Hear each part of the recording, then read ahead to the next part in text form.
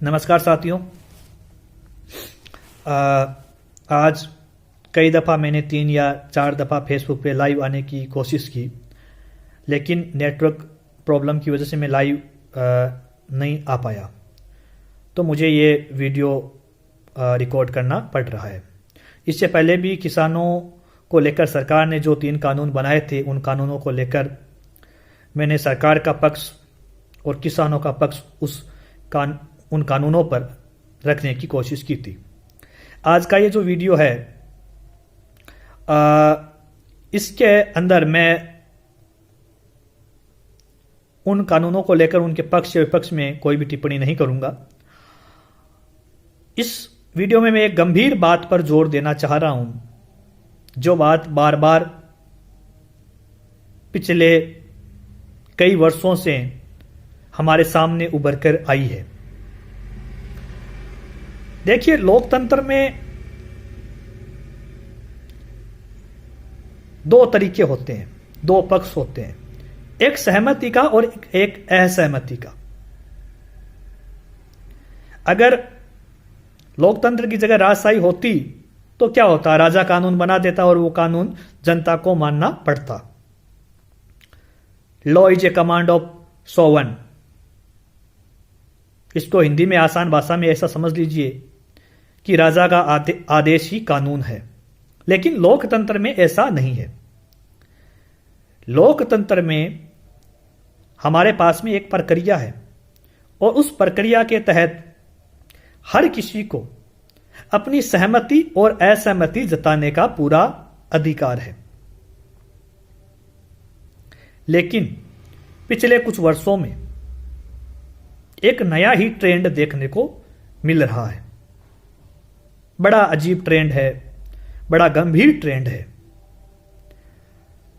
पिछले कुछ वर्षों में हमने देखा सरकार के खिलाफ कभी छात्र आंदोलन कर रहे हैं, कभी सरकार के किसी नागरिक संशोधन कानून को लेकर लोग आंदोलन कर रहे हैं।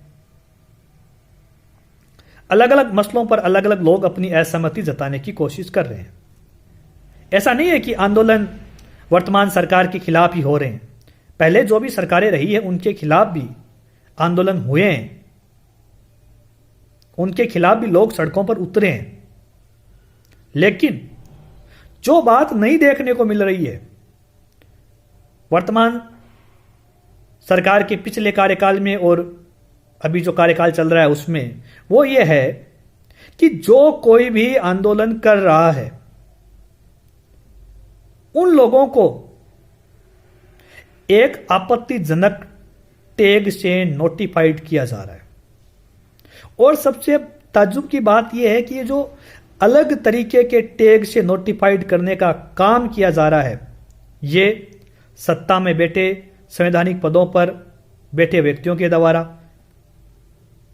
पार्टी के अन्य नेताओं के द्वारा, उनके समर्थकों के द्वारा ये काम बड़े स्तर पर किया जा रहा है। जैसे वर्तमान में जो किसान आंदोलन चल रहा है पिछले 8 दिनों से, और जिसमें अभी पिछले कुछ चौथे स्तर की वार्ता भी चल रही है, अभी वार्ता चल रही है किसान आंदोलन को लेकर सरकार और आंदोलनकारियों के बीच में। यह लोकतंत्र में बहुत अच्छी बात है कि अगर कोई नागरिक समूह अपनी बात रखने के लिए आंदोलन कर रहा है और सरकार ने उस नागरिक समूह को बातचीत के लिए बुलाया है, तो मैं समझता हूं कि ये लोकतंत्र में बेहद ही खूबसूरत बात है। हर किसी को अपनी बात रखने का अधिकार है, हर किसी को अपनी असहमति जताने का अधिकार है, और सरकार का भी ये नैतिक दायित्व होता है कि वो जो भी नागरिक समूह उनसे असहमत है उनकी बात को सुने। तो ये प्रक्रिया चल रही है, बातचीत की प्रक्रिया अभी किसान कानूनों को लेकर, जो कृषि कानून आए हैं उनको लेकर सरकार और आंदोलनकारियों के बीच में चल रही है। ये अच्छी बात है।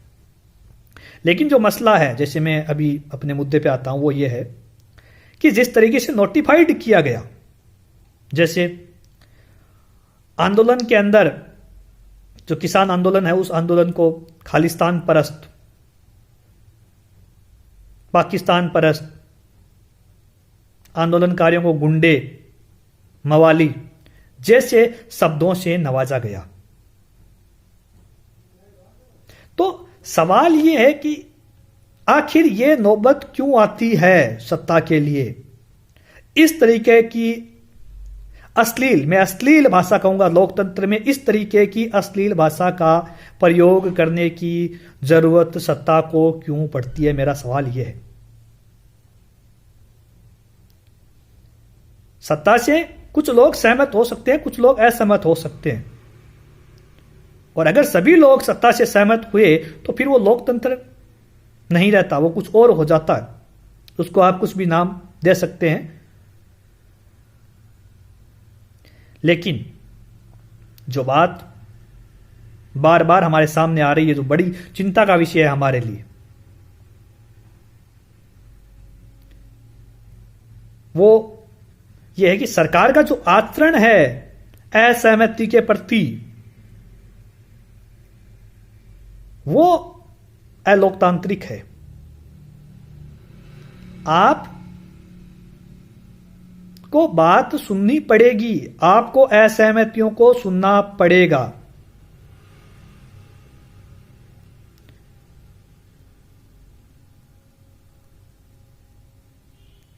यह राजशाही नहीं है जहां पर राजा का आदेश ही कानून होगा।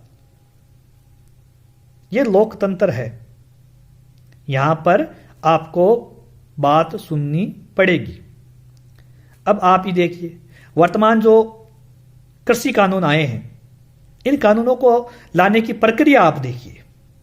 कोरोना महामारी का दौर चल रहा है, और इस महामारी के दौर में अध्यादेश के मार्फत सरकार ये 3 कृषि कानून लेकर आई।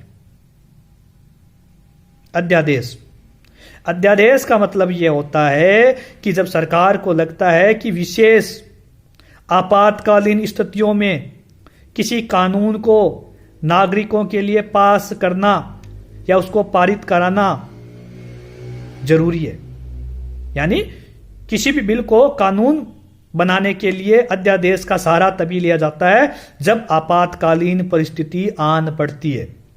तो मेरा पहला यह सवाल है सरकार से कि आखिरकार कोरोना महामारी आने के बाद में अचानक से आपको क्या आपातकालीन स्थिति आन पड़ी कि आप ये कृषि कानून लेकर आए?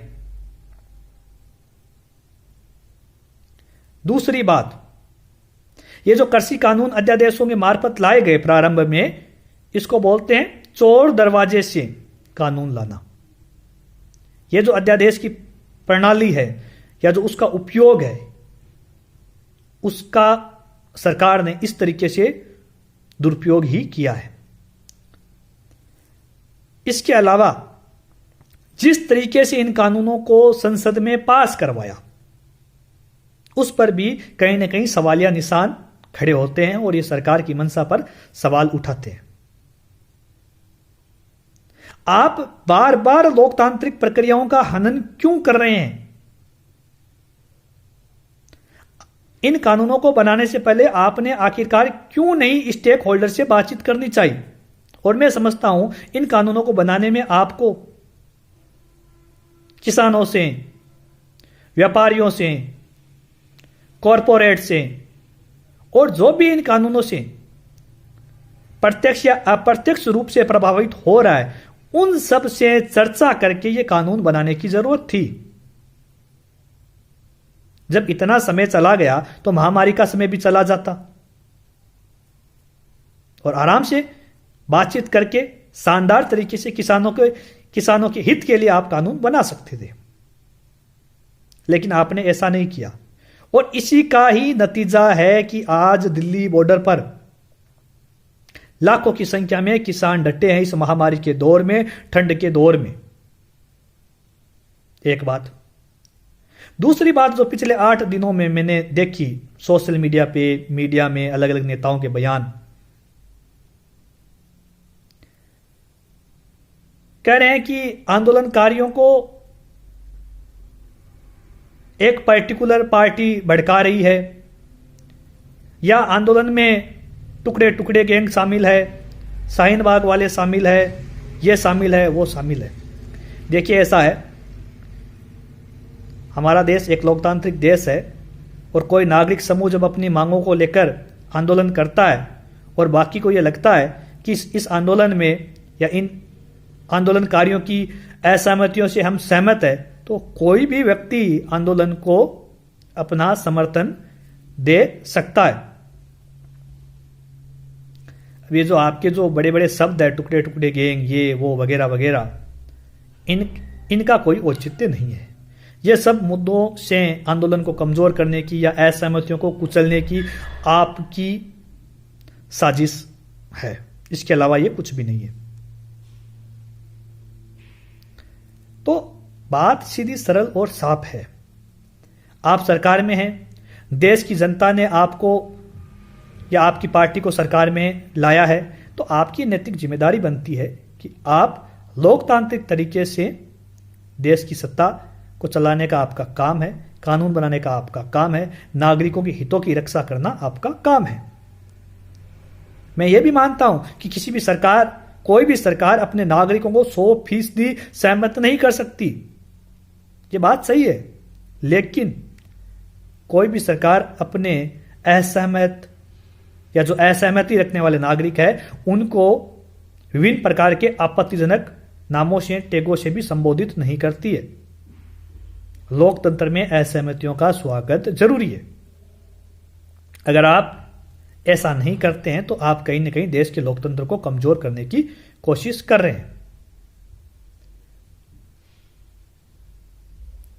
तो कुल मिलाकर मोटी मोटी बात यह है कि आप सरकार के किसी कानून को लेकर सहमत हो सकते हैं, यह आपका अधिकार है, असहमत हो सकते हैं, यह आपका अधिकार है।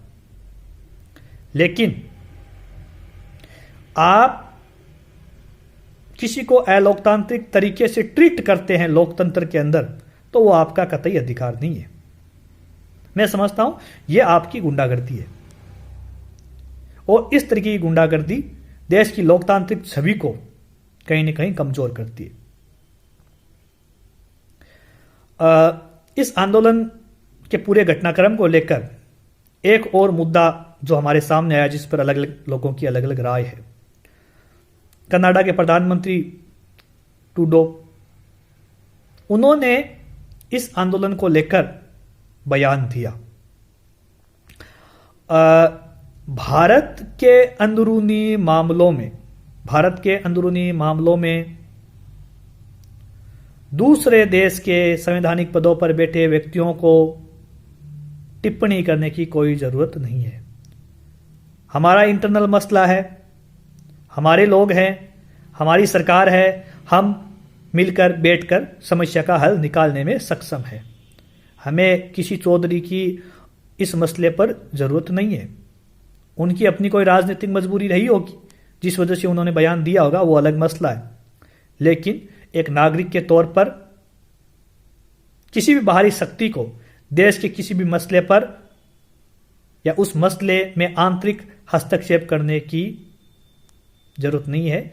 ये कहीं ना कहीं जो हमारे इंटरनेशनल रिलेशंस है स्टेट के साथ में, अगर कोई दूसरे स्टेट का प्रधानमंत्री इस तरीके के बयान देता है, तो मैं समझता हूं ये कहीं ना कहीं हमारे जो इंटरनेशनल रिलेशंस है उस स्टेट के साथ में उनको भी प्रभावित कर सकता है। तो ऐसे बयानों से उनको बचना चाहिए था। और ऐसे बयानों का समर्थन करना, आप आंदोलन का समर्थन कर सकते हैं, लेकिन उसके साथ में अगर आप भावुक होकर ऐसे बयानों का समर्थन कर रहे हैं तो यह गैर जरूरी है और आपत्तिजनक भी है।